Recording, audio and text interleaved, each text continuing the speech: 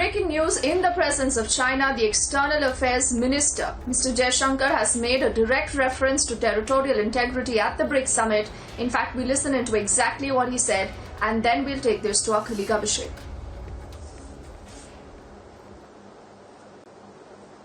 Dear colleagues and friends, with your permission, I would like to begin the meeting today. I welcome you all to the BRICS Foreign Ministers meeting. The COVID-19 pandemic, unfortunately, prevents me from greeting all of you in person.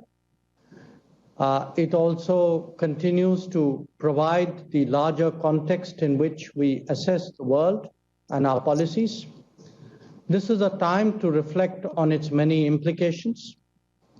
I also express my condolences for the lives lost due to this pandemic in all your countries. Dear colleagues, India has assumed the chairship of the BRICS on its 15th anniversary. We have come a long way from the first time our foreign ministers met in New York in 2006. But the principles that guide our grouping remain consistent over the years.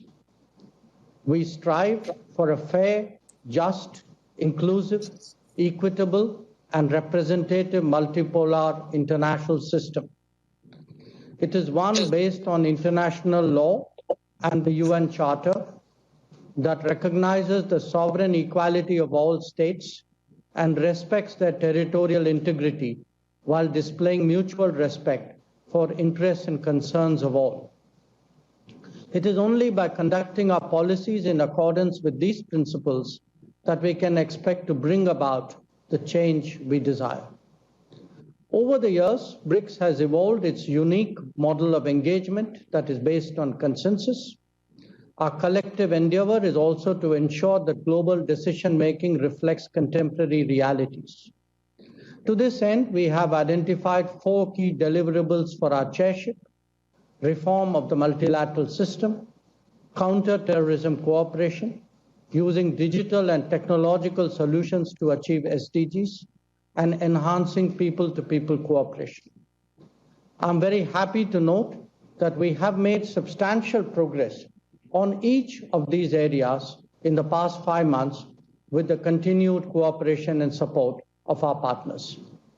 Excellencies, dear colleagues, we have a packed agenda for our discussions today. I propose the agenda be adopted if there is no objection.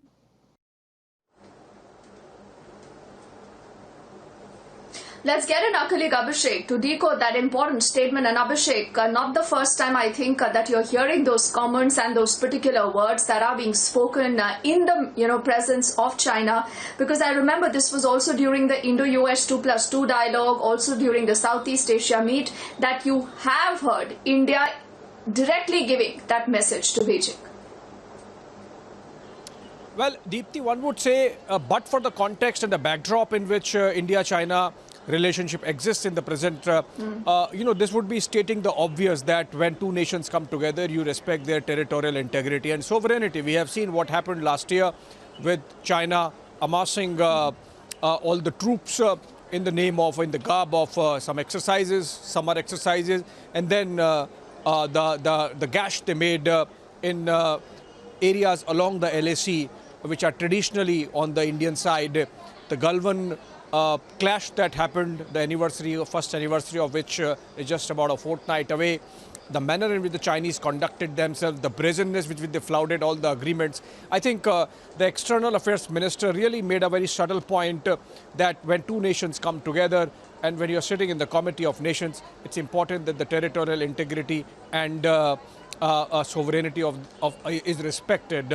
Remember, disengagement process is on. It has hit a bit of a stalemate.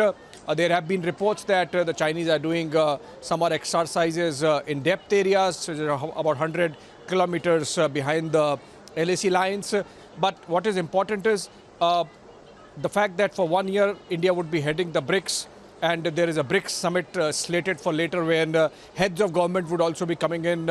If the COVID wave goes away, then it is likely that there would be a physical BRICS summit happening, and then you can expect Prime Minister Modi and President Xi Jinping also coming together. In that context, and for a year-long period when India is going to head BRICS, it's important that the External Affairs Minister really underscored the importance of nations respecting each other's territorial integrity in his first address itself.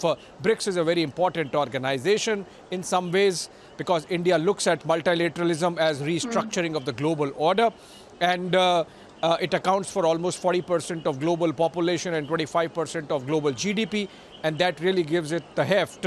So while India has to engage, given the fact that China is part and member of the organization, External Affairs Minister really putting the record straight in its first meeting when India takes over the chair as chair of the organization for a year, I think really underscores the capacity to do some plain speaking that we have now with the Chinese.